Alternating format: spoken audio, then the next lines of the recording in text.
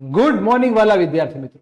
દોસ્તો, રાણીપ અને ચાંદખેડા બંનેમાં આપણા વિદ્યાર્થીઓ ખૂબ સરસ પરિણામ લાવ્યા છે અને દરેક વિદ્યાર્થીઓનો આપણે એટલા માટે ઇન્ટરવ્યુ ગોઠવ્યો છે કે એના જેવા બીજા કેટલાય વિદ્યાર્થીઓને થોડી સફળતા કઈ રીતે મળે, એમાં કઈ રીતે આગળ વધાય એની ખબર પડે.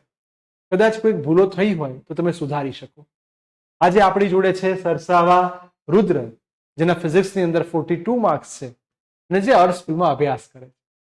દોસ્તો, જાણીએ કે કઈ કઈ વસ્તુઓ 11 સાયન્સમાં ફિઝિક્સમાં ખાસ કરવી જોઈએ. ઓકે, તો પ્લીઝ વેલકમ સરસાવા રુદ્ર. બોલો રુદ્ર બેટા, આપણે 11 સાયન્સની અંદર 42 માર્ક્સ લાયા છે ફિઝિક્સમાં. હવે 42 માંથી 48 અને છેલ્લે 50 આઉટ ઓફ 50 નીટ JEE તો છે જ આપણી જોડે. શું ધ્યાન રાખવું જોઈએ, કઈ રીતે મહેનત કરવી જોઈએ? સૌથી પહેલા તો થિયરીમાં ગોખવી ના જોઈએ, એ સમજીને જ મતલબ શાંતિથી પહેલા સમજી લેવી, પછી લખવાનું. ઓકે, બે તો ત્રણ વાર તો લખી જ લેવી, એટલે થોડું યાદ પણ રહી જાય એમાં પરફેક્ટ રીતે. સરસ સરસ. જો બે સરસ વસ્તુ કીધી કે ઘણી વાર શું થાય કે થિયરી યાદ ના રહે એટલે પબ્લિક ગોખવાનું ચાલુ કરે. તો ના, ગોખવું ના જોઈએ, થિયરીને પ્રોપર સમજવી જોઈએ અને બહુ સારી વાત કરી, એકાદ બે વાર લખી લેવી જોઈએ. જેનાથી લખવાથી તમને જે શબ્દો મળે એને કેટલીક જગ્યાએ અંડરલાઈન કરવી જોઈએ કે જેનાથી તમને MCQsમાં બહુ મોટો બેનિફિટ થાય. બીજું શું તૈયારી કરવી જોઈએ?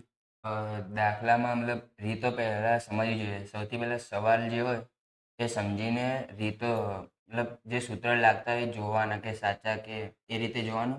પછી ગણતરી કરો એટલે ધ્યાન રાખવાની, 10ની ઘાતોની બધું લખતા હોય ત્યારે. અને સૌથી મોટું એકમોમાં ધ્યાન રાખવું પડે. ઓકે, તો જો બહુ બધી વસ્તુને એક જ વાક્યમાં સમજાઈ કાઢી કે ઘણી બધી વાર કેવું થાય, દાખલો આપણને સરસ આવડે છે પણ ઘાત બદલતા નથી આવડતી.